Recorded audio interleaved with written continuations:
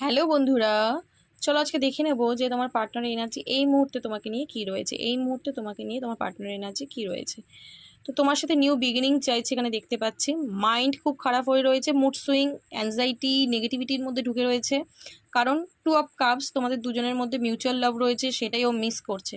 ঠিক আছে, তোমার সাথে কথা বলতে পারছে না, তোমার সাথে কোনো রকম দেখা সাক্ষাৎ হচ্ছে না, কিছু হচ্ছে না, তো মন মেজাজ ওই জন্য খারাপ হয়ে রয়েছে। আচ্ছা, এখানে দেখতে পাচ্ছি তোমার পার্টনার কিন্তু মানে শারীরিক দিক থেকেও হতে পারে বা মানসিক দিক থেকেও হতে পারে, খুব অসুস্থ ফিল করছে, তার কিচ্ছু ভালো লাগছে না, তোমার কাছে আসতে চাইছে।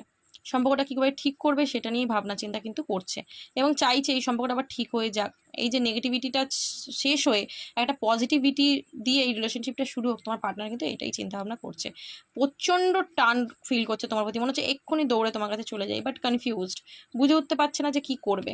6 অফ কাপস এনার্জিটা এসছে, পাস্টের মেমোরি খুব ওর মাইন্ডে চলছে আর কি।